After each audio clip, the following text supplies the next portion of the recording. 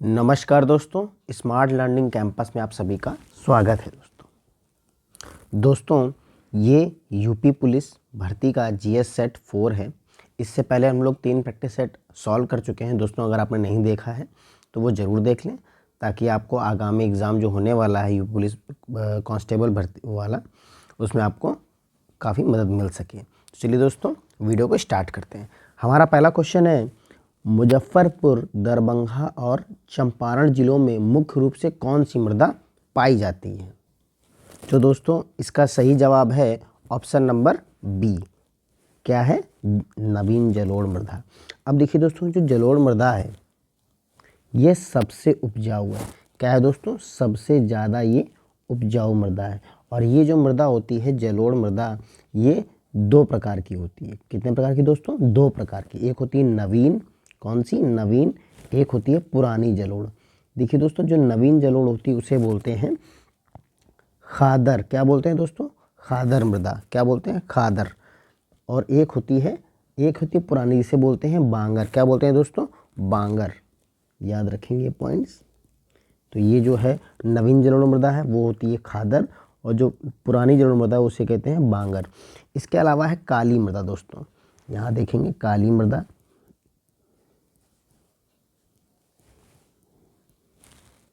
तो देखिए दोस्तों, ये कहाँ पाई जाती है? तो ये ऐसे स्थानों में पाई जाती है जहाँ पर तापमान बहुत उच्च होता है। तापमान बहुत उच्च होता है, तापमान उच्च होता है, वर्षा कम होती है। क्या होती है दोस्तों? वर्षा कम होती है। ऐसे स्थानों में काली मृदा पाई जाती है। मुख्यतः कहाँ पाई जाती है ऐसी जगह? तमिलनाडु में। कहाँ पे दोस्तों? तमिलनाडु में। दोस्तों इसे याद रखेंगे कि इसे रेगुर मिट्टी भी कहा जाता है। काली मृदा को रेगुर मिट्टी भी कहा जाता है, क्योंकि और इसमें किसकी खेती होती है? ज़्यादातर इसकी जिसमें खेती होती है वो होती है कपास की। किसकी होती है? कपास मृदा भी इसे बोलते हैं, क्योंकि इसमें खेती किसकी होती है दोस्तों? तो कपास मृदा भी कहा जाता है। इसमें कपास की खेती ज़्यादातर होती है दोस्तों। तो ये आप बिल्कुल याद रखेंगे इतने पॉइंट। इसके बाद है लाल मृदा। कौन सी है दोस्तों?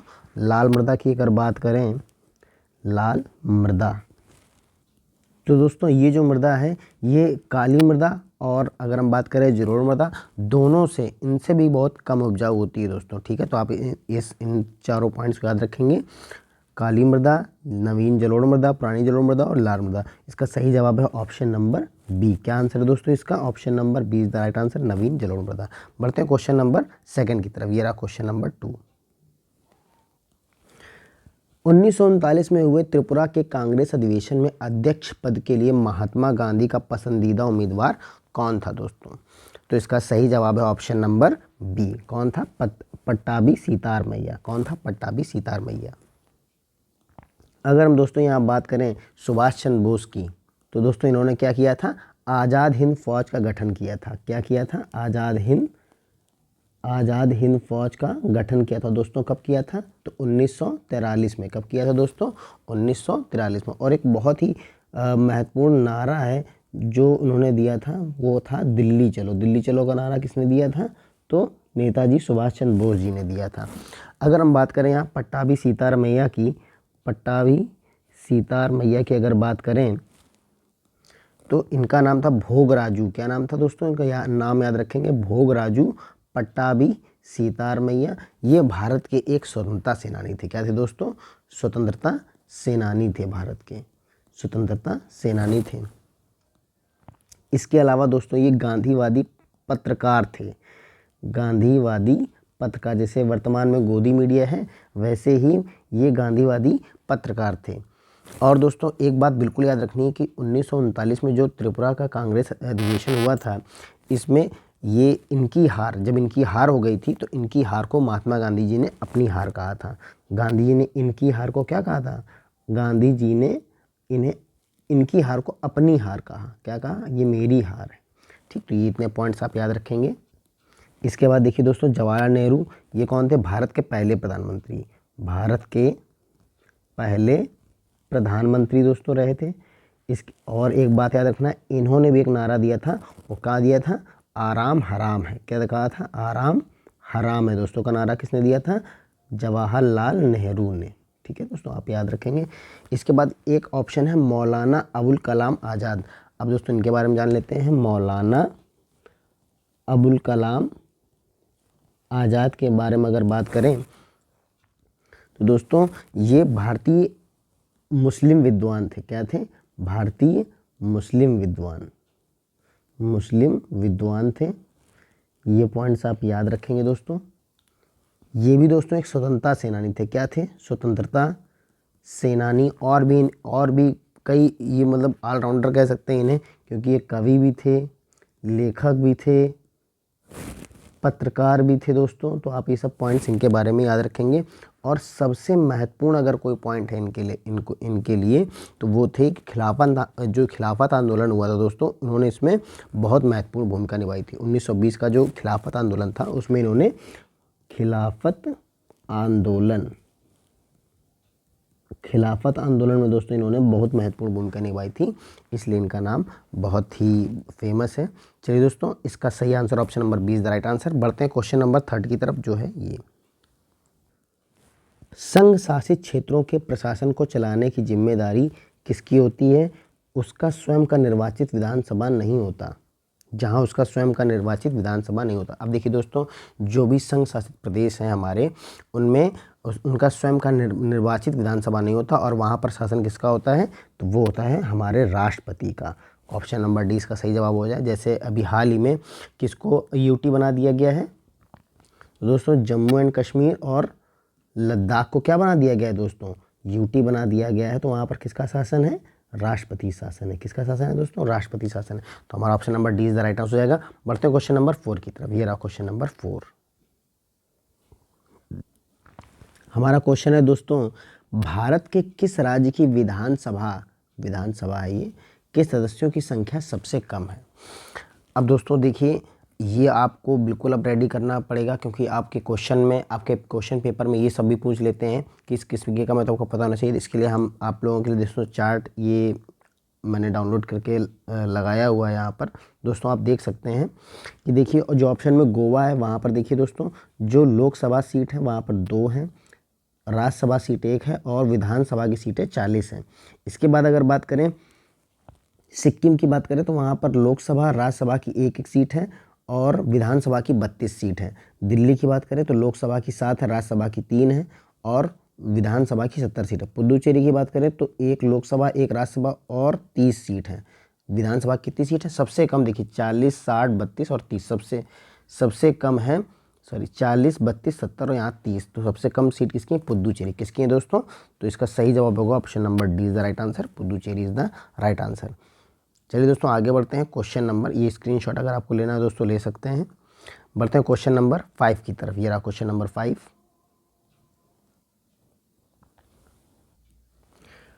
क्वेश्चन नंबर 5 है, राज्यसभा के पदेन अध्यक्ष कौन होते हैं दोस्तों? तो आपको पता होना चाहिए दोस्तों कि संविधान के अनुच्छेद 64 में 64 में ये कहा गया है कि जो भारत का उपराष्ट्रपति होगा वही दोस्तों राज्यसभा का पदेन अध्यक्ष होगा। तो इसका सही आंसर हो जाएगा option number A is the right answer, Bharat के उपराष्ट्रपति। और दोस्तों वर्तमान में भारत का उपराष्ट्रपति कौन है? वो है जगदीप धनखड़। कौन है दोस्तों? जगदीप धनखड़। ठीक है दोस्तों, आपको याद रखना है। और ये कौन से नंबर के हैं? तो दोस्तों 14वें नंबर के उपराष्ट्रपति आपको याद रखना है। अगर हम बात करें भारत के राष्ट्रपति की, तो वर्तमान में भारत का राष्ट्रपति कौन है? तो वो है द्रौपदी मुर्मू। कौन है दोस्तों? द्रौपदी मुर्मू। आपको याद रखना है कौन से नंबर की, आपको नंबर जरूर याद रखना है, क्योंकि आप पेपर में ये नाम नहीं पूछते बल्कि पूछते कौन से नंबर के हैं। तो ये 15वें नंबर की राष्ट्रपति हैं। और अगर हम बात करें या कहाँ की हैं, कहाँ से बिलोंग करती हैं, तो उड़ीसा के संथाल परिवार से हैं। उड़ीसा के एक संथाल परिवार से हैं ये दोस्तों, याद रखेंगे, संथाल परिवार से। अगर हम बात करें प्रधानमंत्री की दोस्तों, तो प्रधानमंत्री वर्तमान में कौन है? नरेंद्र मोदी जी हैं। नरेंद्र मोदी, ठीक है दोस्तों, नरेंद्र मोदी। और ये कौन से नंबर के हैं दोस्तों? ये भी 15वें नंबर के हैं। कौन से नंबर के हैं? 15वें नंबर के हैं। इसके बाद देखिए चौथा ऑप्शन, राज्यसभा के स्पीकर। अब देखिए दोस्तों, राज्यसभा के स्पीकर नहीं होते बल्कि अध्यक्ष होते हैं। ये जो स्पीकर होते हैं वो लोकसभा के होते हैं। किसके होते हैं? लोकसभा के। तो वर्तमान में लोकसभा स्पीकर कौन है?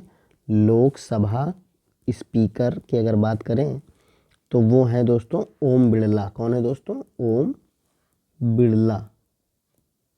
और दोस्तों ये कौन से नंबर के हैं, तो ये 17वें नंबर के हैं। कौन से दोस्तों नंबर के हैं, 17वें नंबर के आपको याद रखना है। तो ये सारा डाटा आपको याद रखना है। हमारा right answer option number is the right answer. बढ़ते हैं क्वेश्चन नंबर 6 की तरफ। ये रहा क्वेश्चन नंबर 6। क्वेश्चन नंबर 6 है दोस्तों, प्रकृति में लोगों द्वारा किए गए परिवर्तन को डैश कहा जाता है, डैश बना है। तो दोस्तों इसका सही answer option number A anthropogenic. जो एंथ्रोपोजेनिक होता है उसमें प्रकृति में लोगों द्वारा किए गए परिवर्तन को एंथ्रोपोजेनिक। अब देखिए दोस्तों दूसरा ऑप्शन है हाइड्रोपोनिक्स। अब दोस्तों हाइड्रोपोनिक्स वो होता है कि बिना मिट्टी के पानी में पौधे उगाना। कहाँ उगाना, पानी में पौधे उगाना। पानी में पौधे उगाना जो होता है वो होता है हाइड्रोपोनिक्स। इसके बाद एरोपोनिक्स होता है, ये होता है हवा में पौधे उगाना। दोस्तों हवा में पौधे उगाना। तो दोस्तों ये आपने जाना हाइड्रोपोनिक्स, एरोपोनिक्स, और इसका सही आंसर हो जाएगा option number A anthropogenic is the right answer. बढ़ते हैं क्वेश्चन नंबर 7 की तरफ। ये रहा क्वेश्चन नंबर 7। भारतीय पर्यावरण कानून में एक मील का पत्थर है। इस कानून के तहत भारत के सर्वोच्च न्यायालय ने कहा है कि कुछ प्रमुख संसाधन जैसे हवा, समुद्र, पानी और जंगल जो मानव के लिए विशेष रूप से महत्वपूर्ण हैं, उन पर किसी भी प्रकार का निजी नियंत्रण असंवैधानिक है। दोस्तों ये बात बिल्कुल सही है। और किस केस में, कौन सा केस है जिसमें ये बात कही गई है, तो आपको याद रखना है दोस्तों। इसका सही जवाब हो जाएगा option number B is the right, MC Mehta बनाम कमलनाथ। MC मेहता बनाम कमलनाथ, और ये बिल्कुल सही बात है। चलिए आगे बढ़ते हैं क्वेश्चन नंबर 8 की तरफ। ये रहा क्वेश्चन नंबर हमारा 8। खसरा के उपचार के लिए किस टीके का इस्तेमाल किया जाता है दोस्तों। तो खसरा के उपचार के लिए किस टीके का इस्तेमाल किया जाता है, तो दोस्तों इसका सही आंसर है ऑप्शन नंबर डी MMR टीके का। किस टीके का दोस्तों, MMR टीके का दोस्तों। और ये खसरा की रोकथाम में बहुत प्रभावी है। यह टीका मिजल्स, मम्स और रूबेला के विरुद्ध सुरक्षा प्रदान करता है। कौन कौन से, 3 हैं। एक होता है मिजल्स, इसके बाद मम्स और रूबेला। ये इस तरह के डिसीज से बहुत प्रभावी है। चलिए दोस्तों बढ़ते हैं क्वेश्चन नंबर 9 की तरफ। ये रहा क्वेश्चन नंबर 9। दोस्तों हमारा 9th क्वेश्चन है, केंद्र सरकार द्वारा आंध्र प्रदेश से अलग तेलंगाना राज्य के निर्माण के लिए किस कमेटी का गठन किया गया और जिसने राज्य के अविभाज्य रूप को सर्वोच्च प्राथमिकता प्रदान किया। तो दोस्तों ये आपको बिल्कुल पता होना चाहिए कि ये हुआ कब था। तो सबसे पहले तो आपको याद रखना 3 फरवरी 2010। ठीक दोस्तों, 3 फरवरी 2010 को तेलंगाना के अलग राज्य की मांग के संदर्भ में आंध्र प्रदेश राज्य की स्थिति की जांच के लिए एक 5 सदस्यीय समिति, कितने सदस्यीय, 5 सदस्यीय समिति, 5 सदस्यीय समिति, और उस समिति का क्या नाम था, श्री कृष्णा समिति। कौन समिति थी, श्री कृष्णा समिति। इसका गठन हुआ। और दोस्तों इसी समिति के गठन होने के बाद ये जो आंध्र प्रदेश है इससे तेलंगाना अलग हो गया। और हुआ कब था दोस्तों, आपको याद रखना है। तो 2 जून 2014। कब हुआ था, 2 जून 2014। तो दोस्तों दोनों चीज़ें आपको याद रखनी। एक तो अलग कब हुआ था, 2 जून 2014 को, और किस समिति के द्वारा, तो श्री कृष्णा जो समिति थी। और ये समिति का गठन कब हुआ था, 3 फरवरी 2010। तो चलिए दोस्तों इसका सही answer option number D is the right answer. बढ़ते हैं क्वेश्चन नंबर 10 की तरफ। ये रहा क्वेश्चन नंबर 10। दोस्तों भारत सरकार ने WTO में भारत के राजदूत के रूप में किसका कार्यकाल बढ़ा दिया है दोस्तों। तो WTO में भारत के राजदूत के रूप में किसका कार्यकाल बढ़ा दिया गया है, तो इसका सही आंसर है ऑप्शन नंबर डी बजेन नवनीत का कार्यकाल बढ़ा दिया गया है। अब दोस्तों अगर हम इसका सही आंसर तो बजेन नवनीत है। अगर हम बात करें GC मुर्मू, तो ये कौन है दोस्तों, गिरीश चंद्र मुर्मू भारत के नियंत्रक एवं महालेखा परीक्षक। कौन है दोस्तों, नियंत्रक एवं महालेखा परीक्षक है ये दोस्तों, महालेखा परीक्षक। ठीक, इसके बाद बात करें ये जो अविनाश कुमार है दोस्तों, अविनाश कुमार तो नहीं है लेकिन इनका एक है, वो उनका नाम है अविनाश साबले। आप दोस्तों इसमें बहुत चर्चा में आप जानते ही होंगे। अविनाश साबले ने एशियन गेम्स 2023 में गोल्ड मेडल जीतकर इतिहास रच दिया है दोस्तों। तो उनका नाम है अविनाश साबले। और किस में जीता था, तो 3000 मीटर की जो स्टीपल चेज हुई थी उसमें फाइनल में अपना स्थान उन्होंने लिया है स्टीपल चेज में।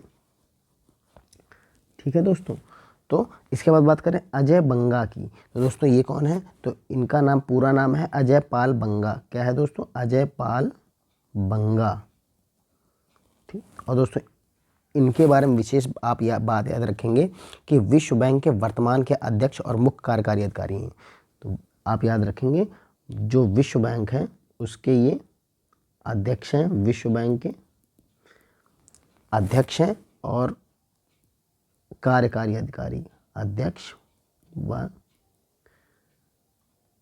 कार्यकारी अधिकारी हैं दोस्तों। आप याद रखेंगे ये बातें। चलिए दोस्तों इसका सही answer option number D is the right answer. बढ़ते हैं क्वेश्चन नंबर 11 की तरफ से। ये रहा क्वेश्चन नंबर 11। दोस्तों 11 नंबर क्वेश्चन ये है, पनामा नहर किसको जोड़ती है, पनामा नहर जोड़ता है। तो इसका सही जवाब हो जाएगा ऑप्शन नंबर सी, अटलांटिक महासागर और प्रशांत महासागर को। अब देखिए दोस्तों ये जो पनामा नहर है बहुत इंपॉर्टेंट है आपके एग्ज़ाम के पॉइंट ऑफ व्यू से, और आप इसकी कुल लंबाई भी याद रखेंगे। इसकी कुल लंबाई है 82 किलोमीटर। कितनी है दोस्तों, 82 किलोमीटर। दूसरी बात आप ये याद रखेंगे कि यह मानव निर्मित है। क्या है दोस्तों, मानव निर्मित है। और तीसरी बात आप ये याद रखेंगे कि अटलांटिक महासागर और प्रशांत महासागर को जोड़ती है। इसके बाद हम बात करें जो हमारा पहला ऑप्शन है वो है यहाँ पर अगर हम देखें बेरिंग सागर और ब्लू फोर्ट सागर। तो दोस्तों इसके लिए एक बेरिंग जल संधि है। कौन सी है दोस्तों, बेरिंग जल संधि है, जल संधि है।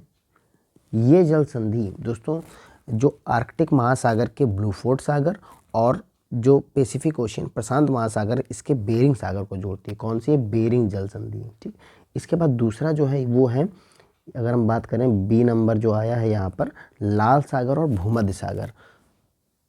तो दोस्तों लाल सागर और भूमध्य सागर को जो जोड़ती है वो है स्वेज नहर। क्या कौन सी है दोस्तों, स्वेज नहर। आप हमेशा याद रखें ये क्वेश्चन, यहाँ से क्वेश्चन जरूर पूछा जाता है कि कौन सी नहर किसको जोड़ती है, तो लाल सागर भूमध्य सागर को स्वेज नहर। इसके बाद बाल्टिक सागर और उत्तरी सागर, ये जो ऑप्शन नंबर डी है हमारा कि बाल्टिक सागर और उत्तरी सागर को कौन जोड़ता है, तो वो है कील नहर। कौन सी है दोस्तों, कील नहर।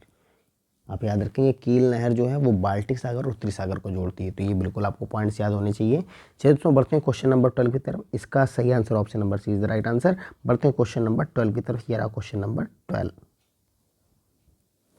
वर्ष 1968 के बाद से भारत की संसद में लोकपाल बिल को डैश बार कितनी बार पेश किया जा चुका है। दोस्तों लोकपाल बिल जो है 1968 के बाद से भारत संसद में अब तक 11 बार पेश किया जा चुका है। Option number D is the right answer. दोस्तों बढ़ते हैं क्वेश्चन नंबर 13 की तरफ। ये रहा क्वेश्चन नंबर 13।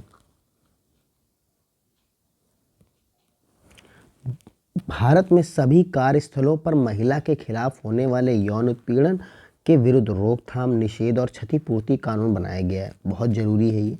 इसके लिए कार्यस्थल पर कर्मचारियों से अधिक होना आवश्यक है। कर्मचारियों से कितने लोगों का होना अधिक आवश्यक है, कम से कम वहाँ पर 10 से अधिक होना आवश्यक है। ठीक है दोस्तों, इसका सही आंसर हो जाएगा option number C is the right answer कि कोई भी ऐसा कार्यस्थल है वहाँ पर कम से कम 10 कर्मचारी होने चाहिए, ये इसमें पूछा गया है। तो चलिए दोस्तों बढ़ते हैं क्वेश्चन नंबर 14 की तरफ। ये रहा क्वेश्चन नंबर 14। निम्नलिखित में से कौन भारतीय नागरिकों को संविधान द्वारा प्रदत्त मूल कर्तव्य के अंतर्गत नहीं आता है। अब देखिए दोस्तों हम सभी ने मूल कर्तव्य पढ़ रखे हैं। वर्तमान में कितने मूल कर्तव्य हैं, तो वर्तमान में 11 मूल कर्तव्य हैं। ठीक, आपको याद रखना है, जिसमें से व्यक्तिगत और सामूहिक गतिविधियों के सभी क्षेत्रों में उत्कृष्ट प्रयास करना, ये दोस्तों बिल्कुल सही है और हमारे मूल कर्तव्य में है। अन्याय के विरुद्ध आवाज़ उठाना, दोस्तों ये हमारे मूल कर्तव्य में नहीं है। स्वतंत्रता आंदोलन के दौरान दिए गए आदर्शपूर्ण विचारों का पालन करना बिल्कुल सही है और ये भी हमारे मूल कर्तव्य में है। भारत के संविधान, संवैधानिक संस्थानों, राष्ट्रीय झंडा और राष्ट्रीय गीत का सम्मान करना हमारे मूल कर्तव्य में है। दोस्तों इसका सही आंसर ऑप्शन नंबर बी, क्योंकि वो हमें आंसर बताना था जो हमारे मूल कर्तव्य में नहीं है, तो वो है ऑप्शन नंबर बी। यहाँ option number B is the right answer हो जाएगा। और दोस्तों आप याद रखेंगे जो हमारे मौलिक कर्तव्य हैं दोस्तों वो कौन से भाग में है, तो भाग 4A में है। किस में है, 4A में है। और वर्तमान में कितने मौलिक कर्तव्य हैं दोस्तों, तो 11 मौलिक कर्तव्य हैं। अगर हम बात करें कि जो मौलिक कर्तव्य हैं उनको किस समिति के द्वारा जोड़ा गया था, तो वो थी स्वर्ण सिंह समिति। कौन सी थी, स्वर्ण सिंह समिति। बहुत महत्वपूर्ण है दोस्तों, स्वर्ण सिंह समिति के आधार पर, स्वर्ण सिंह समिति के आधार पर। और कब हुआ था, 1976 में। 42वें संविधान संशोधन द्वारा। कौन से संविधान संशोधन? 42वें संविधान संशोधन द्वारा इसे संविधान संशोधन द्वारा इसे जोड़ा गया था। और मूल रूप में इनकी संख्या कितनी थी? पहले जब बने थे तो मूल रूप में इनकी संख्या 10 थी। मूल कर्तव्य कितने थे दोस्तों? 10 थे। लेकिन जो 86वां संविधान संशोधन हुआ था, 86वां संविधान संशोधन कब हुआ था? 2002 में। तब इनमें से एक मूल कर्तव्य और जोड़ दिया गया और वर्तमान में इनकी संख्या कितनी है? 11 है दोस्तों। तो चलिए इसका सही आंसर ऑप्शन नंबर बी। बढ़ते हैं क्वेश्चन नंबर 15 की तरफ। ये रहा क्वेश्चन नंबर 15। भारत किस वर्ष तक 44 करोड़ बोतल नैनो यूरिया का उत्पादन करेगा? तो दोस्तों ये देखिए, हमने पिछले भी प्रैक्टिस सेट में भी आपको कराया था। तो इसका सही जवाब option number D 2025-26 the right answer. बढ़ते हैं अगले क्वेश्चन की तरफ।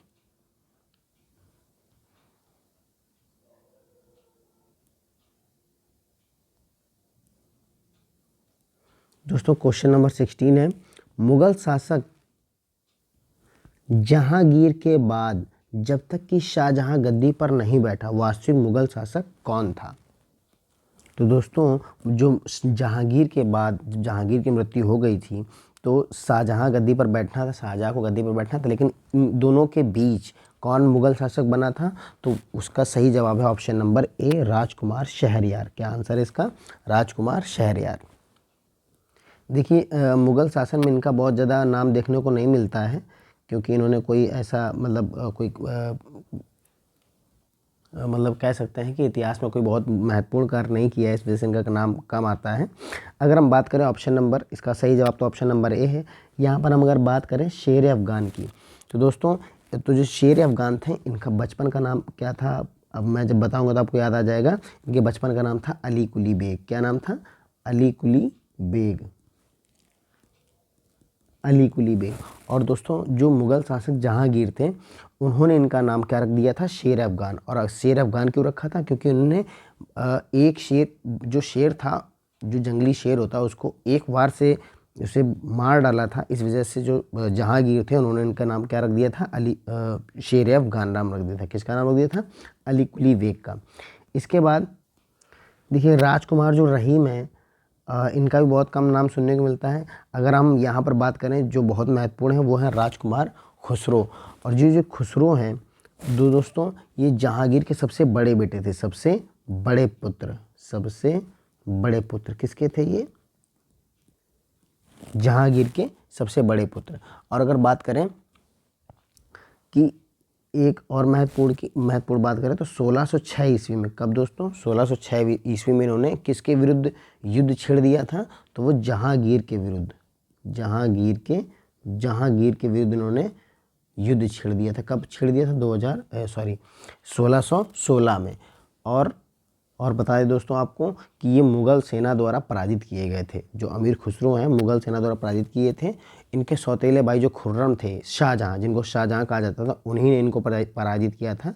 और इनकी पराजय के बाद जहांगीर ने खुर्रम से खुश होकर उनको क्या बना दिया? इन्हें शाहजहां को गद्दी पर, मतलब इन्होंने ये कहा कि इस शाहजहां गद्दी पर बैठने लायक हैं। तो ये था।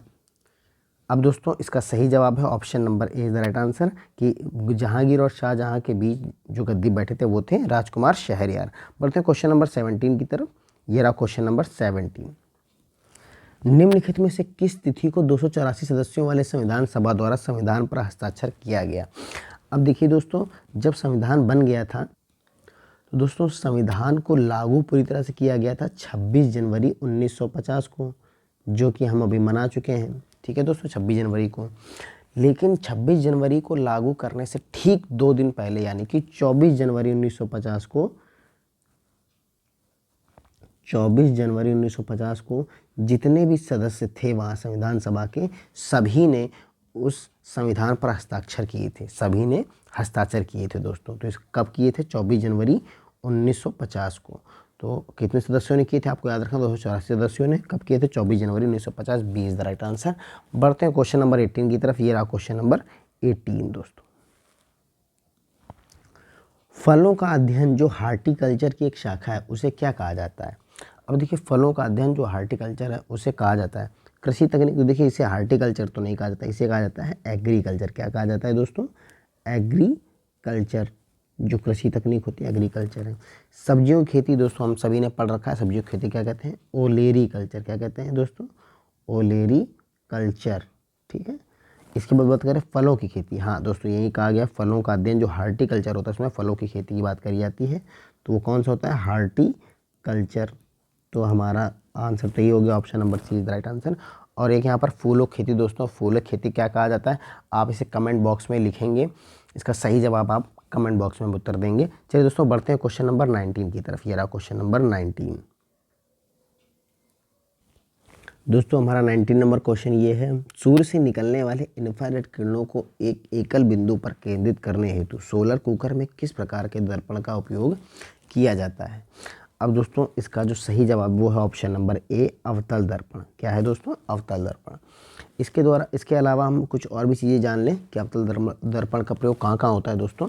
तो इसका उपयोग जो होता है कान, नाक, आँख के इलाज में जो डॉक्टर होते हैं ना, अगर देखने के लिए इसी दर्पण का प्रयोग करते हैं, डॉक्टर इसका प्रयोग करते हैं, ठीक है। इसके बाद बात करें दोस्तों तो सोलर कुकर में, किसमें दोस्तों, सोलर कुकर में, अभी आपने देखा सोलर कुकर में दोस्तों, ठीक। इसके अलावा गाड़ी की जो हेडलाइट होती है दोस्तों, गाड़ी की हेडलाइट में जो सबसे आगे होती है हेडलाइट, उसमें भी किसका यूज़ होता है, अवतल दर्पण का दोस्तों। जो दाढ़ी हम लोग बनाते हैं ना, दाढ़ी बनाने जो होता है उसमें भी दोस्तों इसी अवतल दर्पण का प्रयोग होता है। जो हवा का बुलबुला पानी में जो हवा का बुलबुला बनता है वो भी दोस्तों अवतल की तरह ही काम करता है।